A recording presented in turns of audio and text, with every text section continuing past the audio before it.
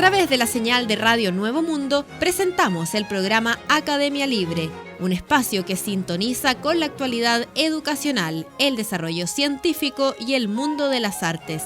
Aquí la Universidad Pública pone sus micrófonos al aire. Con ustedes, David Evia.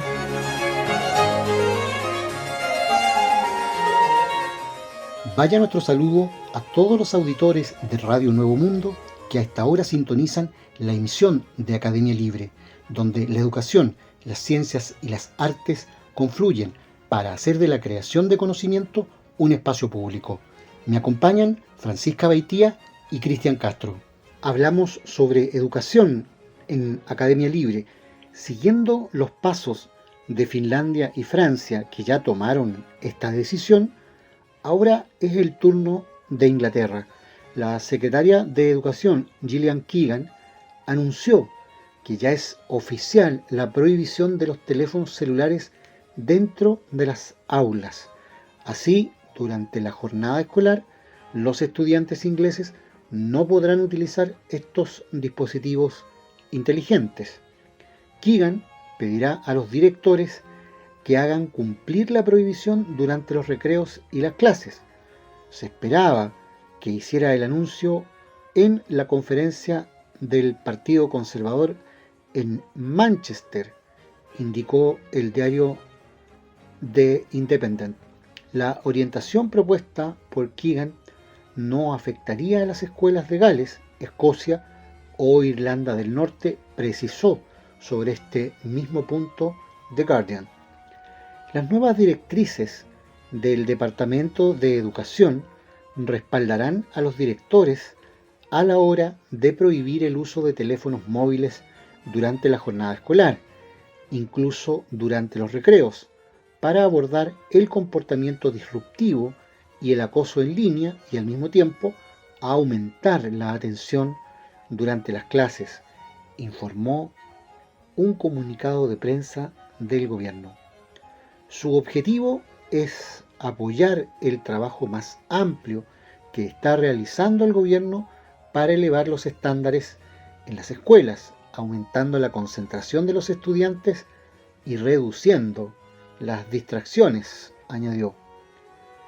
Una fuente del gobierno señaló al Daily Mail lo siguiente: Gillian cree que los teléfonos móviles plantean un serio desafío en términos de distracción, comportamiento disruptivo e intimidación. Es uno de los mayores problemas a los que se enfrentan los niños y los profesores, por lo que establecerá un camino a seguir para capacitar a los docentes para prohibir los móviles en las aulas.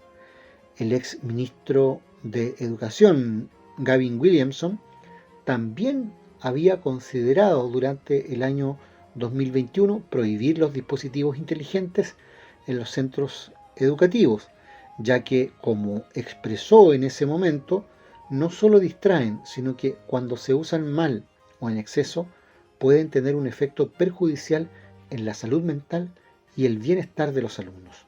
Para que podamos ayudar a los estudiantes a superar los desafíos de la pandemia y aumentar las oportunidades para los jóvenes, debemos asegurarnos de que puedan beneficiarse de aulas tranquilas que los ayuden a prosperar, expresó entonces, pero su sucesor paralizó la medida tras la negativa de los sindicatos, que siguen sin apoyar la idea y han acusado a Keegan de querer desviar la atención de los verdaderos desafíos que enfrentan los centros. Es decir, esta idea había sido planteada hace 2 años en plena pandemia a propósito de la misma, pero está tomando un cauce más firme ahora cuando ya no hay pandemia de por medio, y allí el debate sigue abierto.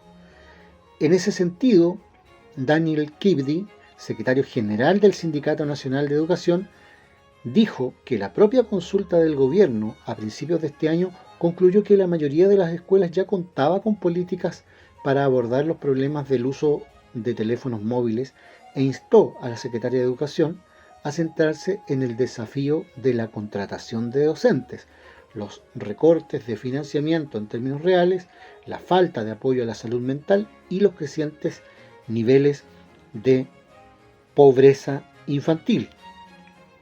En este mismo programa, recordemos, hemos ya señalado en varias oportunidades que hay una tendencia mundial hacia la escasez de maestros, una baja inversión proporcional en educación, como si fuera un asunto del pasado de la escuela. Hay graves problemas de salud mental manifestados por los profesores en distintos países del mundo, con mucha fuerza en Estados Unidos, por ejemplo, y desde luego, como se señala aquí, crecientes niveles de pobreza infantil.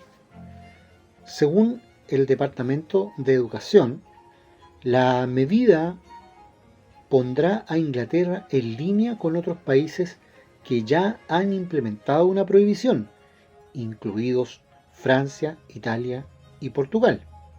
Esto sigue a las advertencias de las Naciones Unidas sobre los riesgos de los teléfonos inteligentes en las escuelas y a los datos gubernamentales que encontraron que alrededor de un tercio, 29%, de los alumnos de secundaria informaron que usaban teléfonos móviles cuando se suponía que no debían hacerlo en la mayoría o en todas las clases.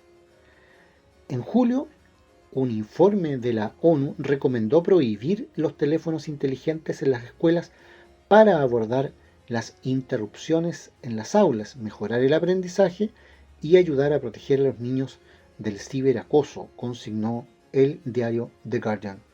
La UNESCO, la Agencia de Educación, Ciencia y Cultura de las Naciones Unidas, dijo que había evidencia de que el uso excesivo de teléfonos móviles estaba relacionado con un rendimiento educativo reducido y que los altos niveles de tiempo frente a una pantalla tenían un efecto negativo en la estabilidad emocional de los niños. La directora general de la UNESCO, Audrey Azoulay, sostuvo: la revolución digital tiene un potencial inconmensurable, pero así como se ha expresado advertencias sobre cómo debería regularse la sociedad, se debe prestar una atención similar a la forma en que se utiliza en la educación. Y añadió: su uso debe ser para mejorar las experiencias de aprendizaje y el bienestar de estudiantes y profesores, no en detrimento de ellos. Mantenga las necesidades del alumno en primer lugar y apoye a los profesores. Las conexiones en línea no sustituyen la interacción humana. Según un informe de seguimiento de la Educación Mundial de UNESCO, los niños pueden tardar hasta 20 minutos en concentrarse desde que les llega una notificación a su teléfono. Según Tom Bennett, asesor principal de conducta del Departamento de Educación, este es un avance fantástico para garantizar que los estudiantes puedan trabajar, aprender y crecer en un lugar libre de influencia distractiva de los teléfonos móviles. Las escuelas, que ya los han prohibido, informan que los estudiantes están más seguros, más felices y pueden concentrarse mucho más que antes, y esto también es popular entre ellos. Las encuestas muestran que los padres están ampliamente a favor de prohibir los teléfonos móviles, según consigna The Independent. Un sondeo de 2021 realizado por el sitio web de comparación Aswitch encontró que más de la mitad respaldaba una prohibición, mientras que el 74% estuvo de acuerdo en que los teléfonos móviles eran una distracción en clase. El sindicato de docentes británico dijo que su propia encuesta realizada el mes pasado a 6.500 docentes de Reino Unido mostró que había una crisis de comportamiento en las escuelas. Las mayores preocupaciones de los profesores eran el abuso verbal y físico en el aula, mientras que un número mucho menor informó que los teléfonos móviles causaban problemas de conducta. En junio de este año, Finlandia se convirtió en el último país en prohibir los teléfonos en clase, tras una caída en los resultados de los exámenes. Francia y China se encuentran entre los otros países que han introducido prohibiciones. Occidente y Oriente parecen apuntar entonces al mismo fenómeno y al mismo tipo de medidas. Es un tema debatible, seguramente, como en otros casos, el tiempo será el mejor juez. En Academia Libre, la música tiene historia, con Francisca Beitía. La condesa Beatriz de Día, nacida alrededor de 1140 en Montélimar, Francia, fue la trovairiste más famosa del grupo de trovadoras provenzales en lengua occitana de finales del siglo XII. El término trovairiste fue usado como la contrapartida femenina a los trovadores entre los siglos XII y XIII y utilizado originalmente en el romance de flamenca del siglo XIII. Su raíz etimológica proviene de trovar, es decir, encontrar, y cuyo significado técnico es componer. Las trovairites entonces componían, escribían versos, cantaban y recitaban en las cortes de Occitania, una región histórica situada en el suroeste de Europa, que abarcaba el sur de Francia, el valle de Arán, situado en la cordillera de los Pirineos al norte de España, y algunos valles alpinos llamados valles occitanos, pertenecientes a la región italiana del Piamonte, así como el Principado de Mónaco. La lengua vernácula de esta zona era el idioma occitano, que encuentra su raíz en la contracción de Oc y Tania, la primera proveniente de la lengua Doc, nombre dado por Dante, y la segunda como imitación al vocablo Aquitania, correspondiente al ducado respectivo. En el contexto del sistema señorial y feudal surgieron las cortes de amor, relacionadas con el amor cortés, las que eran interpretadas por los trovadores, que componían música y poesía para todo tipo de público, desde partituras más complejas hasta melodías sencillas. En general, se componían canciones de amor o sobre temas como crítica política. El trovador era un compositor de la nobleza que no vivía de su labor, a diferencia del juglar, que deambulaba y recitaba por todo el territorio utilizando la mímica y la dramatización. En este sentido, la labor del trovador era narrar su vida, explicando las razones de creación de sus poemas, para luego cantar el poema en sí. Cabe mencionar que el estilo constaba de dos vertientes principales: trova leve y trova sencilla. La primera para ser entendida por todos, y la segunda más compleja de forma y fondo. El origen de la condesa Beatriz de Día es algo incierto, sin embargo, se piensa que fue hija del conde Isoardo II de Día, proveniente del noroeste de Montélimar. A su vez, algunas fuentes afirman que Beatriz de Día nació en el seno del delfinado Bienios, antigua provincia del sureste de Francia, siendo hija de Guille IV, el primer hombre y guerrero que llevó el título nobiliario de Delfín, muerto en combate en Montmelieu. Si bien hay confusión sobre su origen, es segura su calidad de noble y que fue esposa de Guillermo I de Poitiers, conde de Valentinois, y que posiblemente compuso y escribió de amor para el famoso trovador Rimbaud d'Arignac. En relación a sus composiciones, destacó a cantar Mère de ceux qui non voudront, en que la condesa interpreta el papel de amante traicionada y que, a pesar del hecho, sigue defendiendo su amor y alabándose a sí misma. Escuchamos a continuación a cantar Mère de ceux qui non voudront, de la condesa Beatriz de Día, interpretado por el ensamble Esperion 20.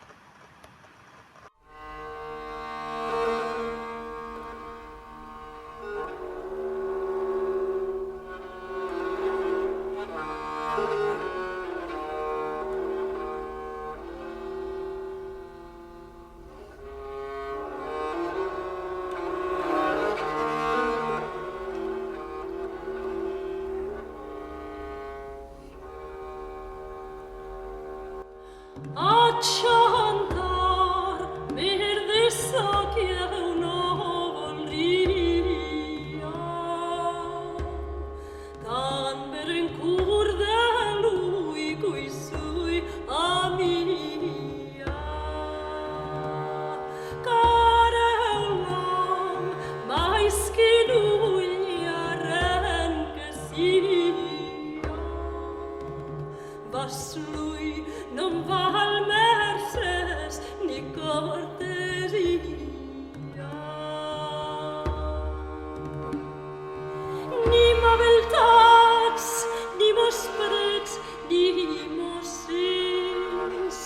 Beatrice sui engana dei traia cum de gresser si au fos desavinents dai son conot caran al fi fallença amics vas per nulla cap tenença ans vos amais non fit seguis valença e plats mi mot quid seu d'amar vos vença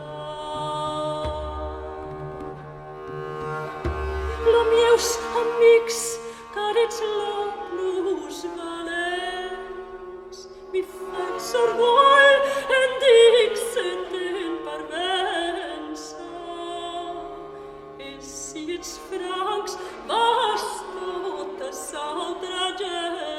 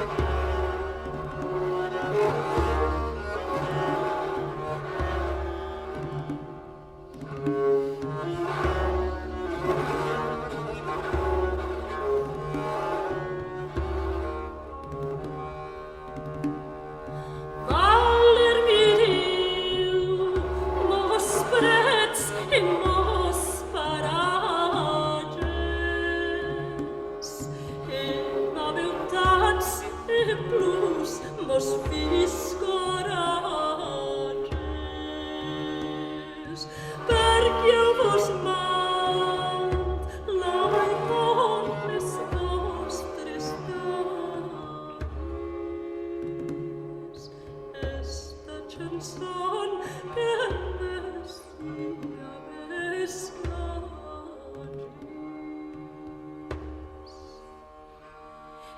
vull saber lo meus bels amics, perquè vos m'ets tan fers ni tan salvatges. Non sai si ses orgulls o mal talents.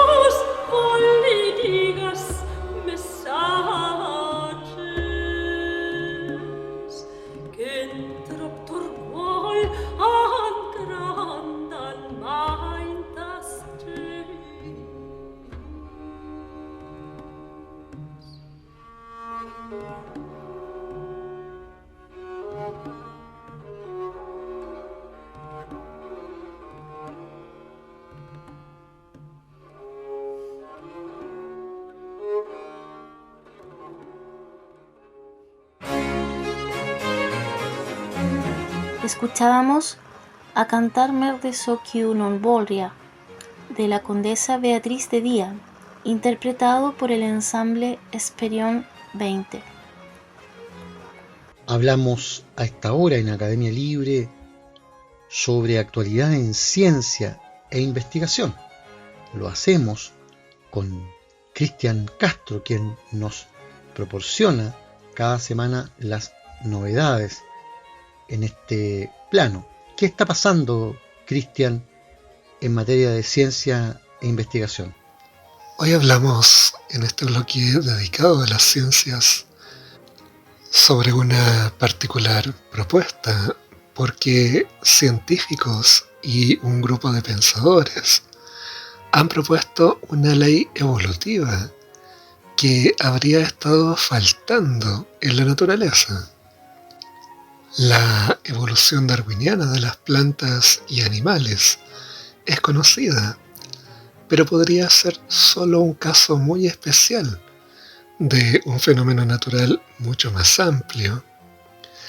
Maravillas similares ocurren con estrellas, plantas, minerales y otros sistemas complejos, donde si una configuración novedosa va bien y mejora su función, entonces evoluciona, según esta nueva propuesta de ley denominada Ley de Información Funcional Creciente. Este es el contenido de un artículo publicado recientemente en la revista Proceedings of National Academy of Science. En esencia, la nueva propuesta de ley afirma que los sistemas naturales complejos evolucionan hacia estados con más patrones, más diversidad y complejidad. En otras palabras, la evolución no se limita a la vida en la Tierra, sino que también ocurre en otros sistemas enormemente complejos, desde los planetas y estrellas hasta los átomos, minerales y otras estructuras del universo. El trabajo firmado por científicos del Instituto Carnegie, el Instituto Tecnológico de California y la Universidad de Cornell, junto a pensadores de la Universidad de Colorado, todos en Estados Unidos, han sido financiados por la Fundación John Templeton. En general, las leyes macroscópicas de la naturaleza describen y explican fenómenos observados y experimentados a diario en el mundo natural. leyes naturales relacionadas con fuerzas y el movimiento, la gravedad, el electromagnetismo y la energía, por ejemplo, se describieron hace más de 150 años.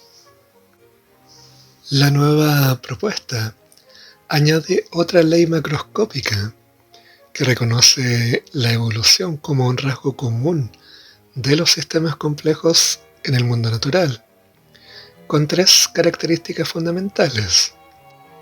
Por una parte, estos sistemas están formados por muchos componentes distintos, como átomos, moléculas o células, que pueden ordenarse y reorganizarse repetidamente. Por otra, están sometidos a procesos naturales que hacen que se formen innumerables disposiciones diferentes. Y tercero, solo una pequeña fracción de todas estas configuraciones sobrevive en un proceso llamado de selección para la función. Independientemente de que el sistema sea vivo o no, cuando una configuración novedosa funciona bien y mejora la función, se produce la evolución. La denominada ley de la información funcional creciente, como la han bautizado sus autores, afirma que el sistema evolucionará si muchas configuraciones diferentes del sistema se someten a selección para una o más funciones. Un componente importante de esta propuesta de ley natural es la idea de selección por función. Subraya el primer autor de esta investigación, Michael Wong, astrobiólogo. En el caso de la biología, Darwin equiparaba la función principalmente con la supervivencia, la capacidad de vivir lo suficiente para producir descendencia fértil. El nuevo estudio amplía esta perspectiva, señalando que en la naturaleza se dan al menos 3 tipos de función. La función más básica es la estabilidad. Las disposiciones estables de átomos o moléculas se seleccionan para perdurar. Por otra parte, también se eligen para persistir los sistemas dinámicos con suministro continuo de energía. Y la tercera función, y la más interesante según los autores, es la novedad, la tendencia de los sistemas en evolución a explorar nuevas configuraciones que a veces dan lugar a comportamientos o características sorprendentes. La historia evolutiva de la vida es rica en novedades. La fotosíntesis evolucionó cuando las células individuales aprendieron a aprovechar la energía luminosa. La vida molecular evolucionó cuando las células aprendieron a cooperar y las especies evolucionaron gracias a nuevos comportamientos ventajosos, como nadar, caminar, volar y pensar. El mismo tipo de evolución se da en el reino mineral. Los primeros minerales representan disposiciones de átomos especialmente estables. Estos minerales primigenios sentaron las bases de las siguientes generaciones de minerales que participaron en los orígenes de la vida. La evolución de la vida y la de los minerales están entrelazadas, ya que la vida utiliza los minerales para sus caparazones, dientes y huesos. De hecho, los minerales de la Tierra, que empezaron con unos 20 en los albores de nuestro sistema solar, hoy son casi 6.000, gracias a procesos físicos, químicos y, en última instancia, biológicos, cada vez más complejos, a lo largo de 4.500 millones de años. En el caso de las estrellas, el artículo señala que solo 2 elementos esenciales, hidrógeno y helio, formaron las primeras poco después del teórico Big Bang. Estas utilizaron el hidrógeno y el helio para producir unos 20 elementos químicos más pesados. Y la siguiente generación de estrellas se basó en esa diversidad para producir casi 100 elementos más. Darwin articuló elocuentemente la forma en que las plantas y los animales evolucionan por selección natural, con muchas variaciones y rasgos de individuos y muchas configuraciones diferentes, dice el coautor de la investigación Robert Hansen. Sostenemos que la teoría darwiniana es solo un caso muy especial y muy importante dentro de un fenómeno natural mucho más amplio.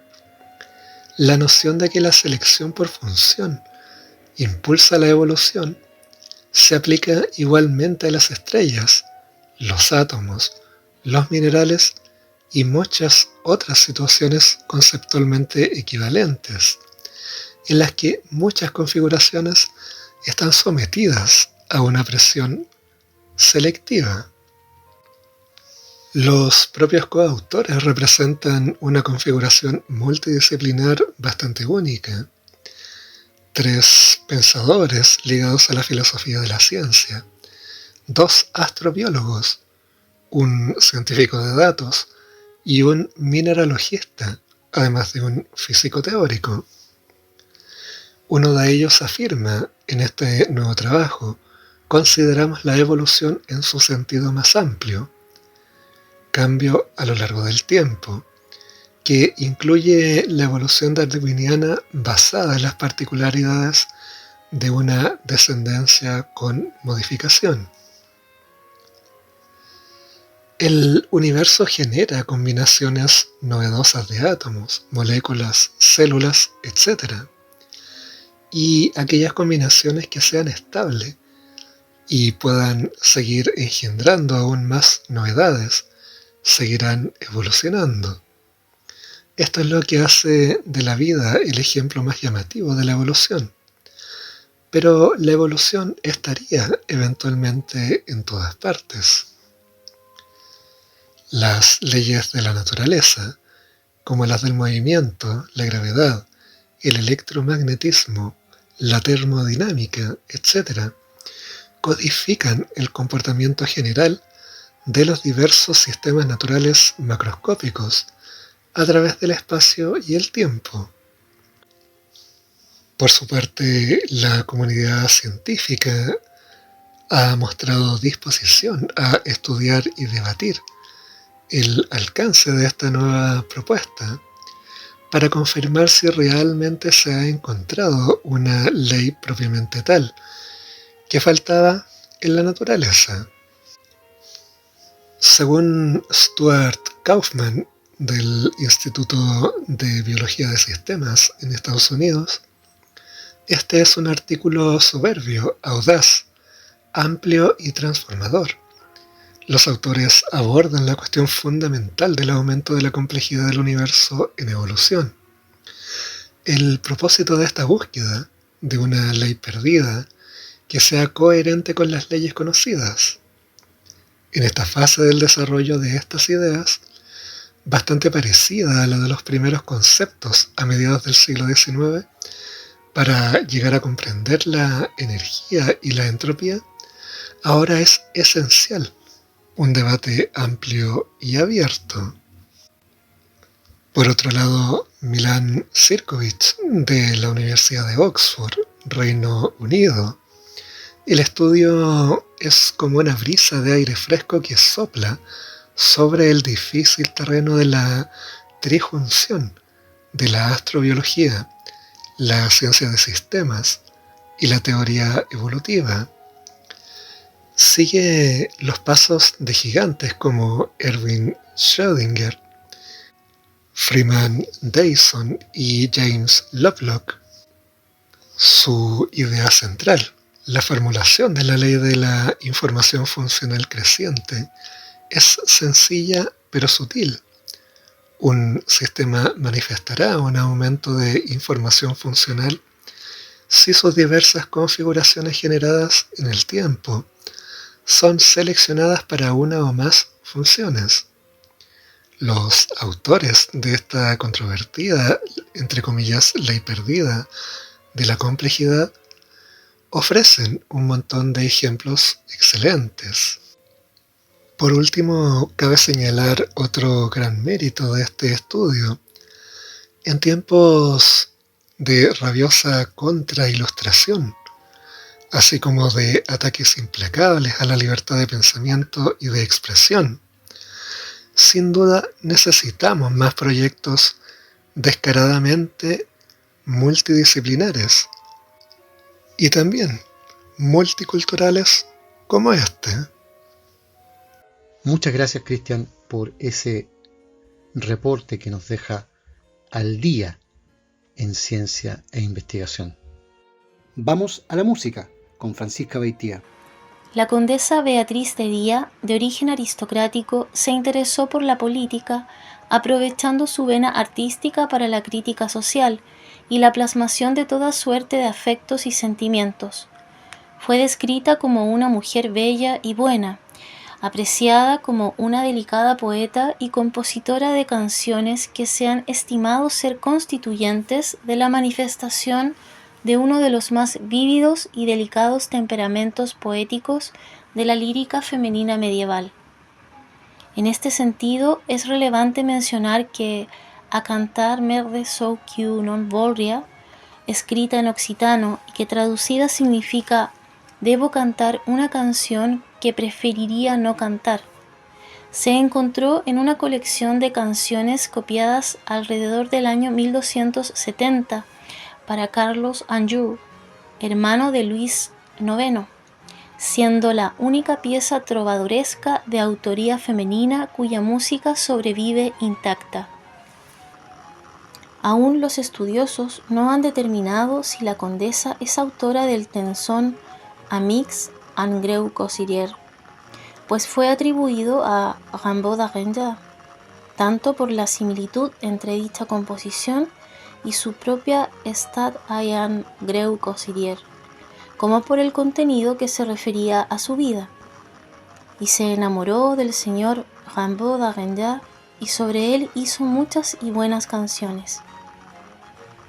Los poemas que de ella se conservaron fueron el ya mencionado A cantar merde sou que non voldria, junto con Ab joy et ab joven mapais, Estat en greu cosirier y Fini hoy me dona alegranza. Y su estilo literario se condice con el uso, por parte de la autora, de un proceso denominado coplas singulars, es decir, coplas singulares, utilizado en A cantar, donde se repite el mismo esquema rítmico en cada estrofa, pero cambiando el ritmo a la vez. Otro elemento interesante de análisis es cómo se configuró su vida y obra.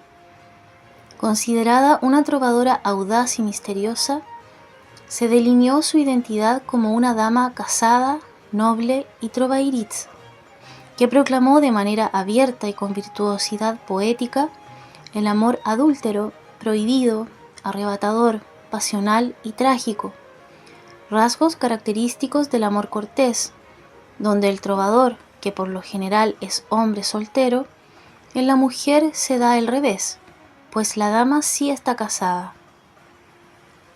Por otra parte, Beatriz de Día frecuentemente acompañaba su poesía con música de flauta. De sus canciones solo han sobrevivido 4, junto a una tenzón, que es un subgénero de la lírica medieval característica de la trova, donde aparecen las críticas mutuas entre trovadores o entre juglares y trovadores, y de temáticas como el amor, la forma de hacer poesía, entre otras. En cuanto al contenido de sus poemas, se destacaron las letras que incluyen el optimismo, la alabanza de sí misma y su amor, así como la traición.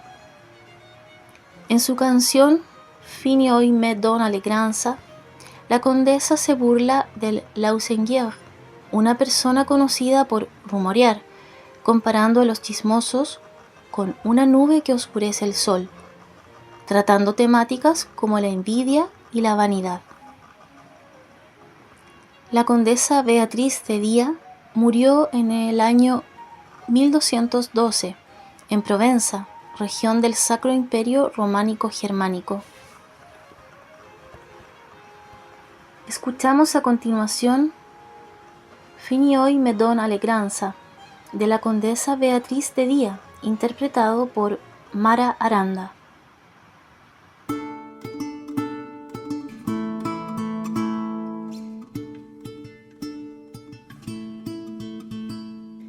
Fino y me don alegranza, perché usciam plugagliamen e non tegna pensanza ni a nego pensamen, car sai che son amundan fals lo segnere truan.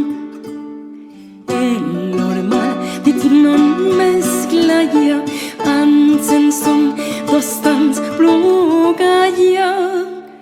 Fini oi me don alegranza perché usciam plugaia men. Fini oi me don alegranza perché usciam plugaia men, perché usciam plugaia men. Fini oi me don alegranza, fini oi me don alegranza, perché usciam plugaia men, perché usciam plugaia men. Fini oi me don alegranza.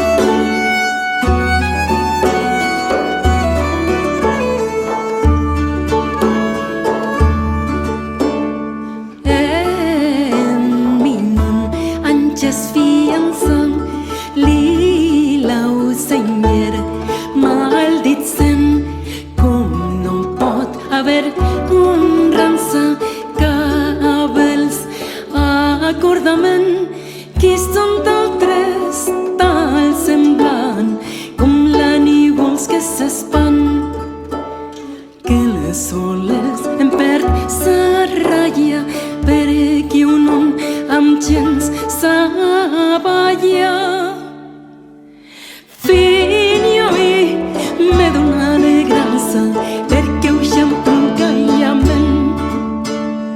Fini oi me don alegranza perché usciam plugaia men, perché usciam plugaia men. Fini oi me don alegranza, fini oi me don alegranza, perché usciam plugaia men, perché usciam plugaia men. Fini oi me don alegranza.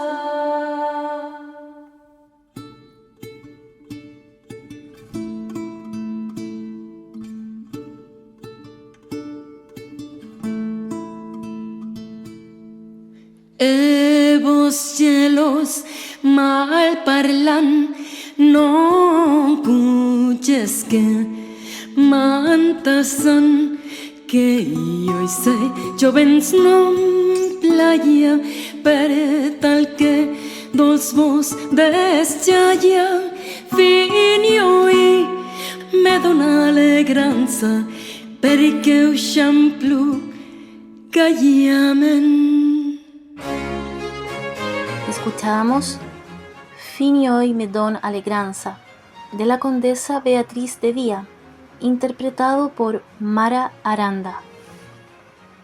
Conversamos a esta hora sobre arte y cultura en Academia Libre. El Museo de Arte Contemporáneo MAC de la Facultad de Artes de la Universidad de Chile estrenará el tercer período de exhibiciones de su sede de Parque Forestal, con énfasis en la fotografía y el video. 4 exhibiciones ofrecen una perspectiva amplia de nuestro país. Se trata de obras datadas de la década del 60 hasta la actualidad que invitan a pensar nuestro paisaje, geografía e identidad en el marco de la conmemoración de los 50 años del golpe de Estado. La inauguración se realizará este viernes 3 de noviembre en el frontis del MAC en Ismael Valdés Vergara número 506 en Santiago. Habrá una preapertura a las 18 horas para dar paso a la apertura de puertas a las 19. Las 4 muestras que se presentan son Utopías y distopías en la modernidad, Los no lugares extendidos y los sin lugar, de Ingrid Bildig, Extraña dignidad, de Pamela Ipinza, Daniel Reyes León, Simón Jara y Erandi Adame. Curaduría de Juan José Santos. Chile desde el aire, fotografías aéreas 1962-1970, de Antonio Quintana, Roberto Montandón, Mario Aguilar, Patricio Guzmán y Domingo Ulloa, con la curaduría de Francisca Montes y Camila Estrella. Y por último, Marea, de Bruno Gilberto, con la curaduría de Mónica Salinero. Este se trata del último periodo de exhibiciones que inauguramos en 2023 en el MAC, que ha tenido como eje la conmemoración de los 50 años del golpe de Estado. En este periodo en particular ponemos énfasis en la fotografía y los nuevos medios y la posibilidad que ofrecen de dejar registros fundamentales de la historia de nuestro acontecer reciente. Hay también muestras que desde el video y la instalación hacen un repaso por fenómenos sociales contemporáneos como las ideas de progreso, modernidad y dignidad, explica Daniel Cruz, director del MAC. Alineadas también con nuestro eje curatorial del año, un museo cuya morfología es sensible, las muestras del MAC Parque Forestal recorren nuestra historia y geografía en sentido literal y figurado, impulsando una conversación en torno al país que queremos seguir construyendo, agrega. Durante la jornada de inauguración también se rendirá homenaje a Francisco Brugnoli, recientemente fallecido, artista fundamental de la escena de vanguardia durante la dictadura civil-militar, académico de la Universidad de Chile y por supuesto director del MAC entre 1998 y el año 2021. Gracias a un requerimiento extendido por el decano de la Facultad de Artes, Fernando Carrasco, el Consejo Municipal de Santiago aprobó el nombramiento de la plazoleta Francisco Brugnoli Bailoni, ubicada frente al MAC Parque Forestal, lugar donde se realizará la ceremonia de apertura. Respecto de esta iniciativa, la rectora de la Universidad de Chile, Rosa Devés, destacó que es una enorme alegría para la Universidad de Chile la decisión del Consejo Municipal de Santiago de nombrar Francisco Brugnoli Bailoni a la plazoleta frente al Museo de Arte Contemporáneo. Agradecemos este gesto en honor a un gran artista y maestro, quien fue también fundamental en el diseño de la institucionalidad de nuestra universidad postdictadura y en su labor como primer vicerrector de extensión. Su legado como director del MAC estará presente cada día, ya no solo en el museo, sino también en el espacio público de la plazoleta, que será fuente de inspiración para el arte nacional.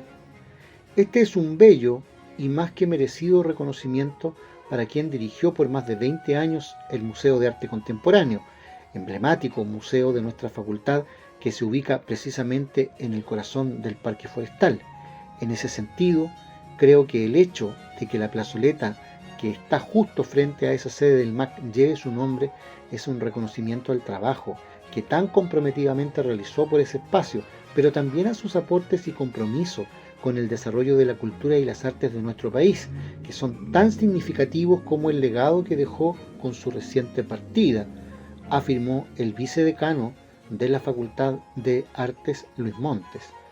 Por su parte, Daniel Cruz, director del MAC, relató que esta plaza es muy simbólica, pues se consolida como un punto de contacto directo entre el museo y la ciudadanía, un espacio público que dialoga con el MAC, algo muy presente en la gestión de Francisco Brugnoli, cuya memoria estamos felices de honrar. Él no solo fue director del museo, sino también vecino del barrio Bellas Artes y un preocupado de habitar la ciudad. Este nombramiento de la plazoleta es una celebración de su legado. Licenciado en Artes de la Universidad de Chile, Francisco Brugnoli ingresó a la Escuela de Bellas Artes de la Casa de Bello en 1959 y egresó de la misma en 1964 para luego hacer un posgrado en Italia. Fue profesor de pintura en la Facultad de Artes hasta 1973 y desarrolló su labor docente también en otras instituciones, como la Pontificia Universidad Católica y la Universidad Arcis. Asumió la dirección del Museo de Arte Contemporáneo en 1998 y, como señalamos, dicho cargo lo ejerció hasta 2021. Su carrera artística se inició en los años 60, década en la que lideró el grupo Los Diablos, asociado al pop art. En 1974, junto a otros profesores de la Universidad de Chile, fundó el Taller de Artes Visuales, TAV, que se consolida como un espacio de producción artística de resistencia en los años de la dictadura. Entre sus diversos reconocimientos podemos destacar la distinción Medalla Rector Juvenal Hernández Jaque, mención Artes, Letras y Humanidades obtenida el año 2011 y también la Medalla Rectoral de la Universidad de Chile que le fue concedida el año 2022. Todas las muestras de la exposición estarán abiertas al público hasta el 21 de enero de 2024. Visitas de martes a domingo de 11 a 17:30 horas. Se recomienda el último acceso no más allá de las 17 horas. Los lunes y festivos estará cerrado y para quienes estén interesados en concurrir a esta interesante muestra en 4 dimensiones, la entrada es absolutamente liberada. Concluye aquí en Radio Nuevo Mundo esta emisión de Academia Libre, un programa producido por la Comisión Ejecutiva de la Universidad. En los micrófonos, Francisca Beitía, Cristian Castro y David Evia. Agradecidos de su sintonía, nos reencontraremos con ustedes la próxima semana. Hasta entonces.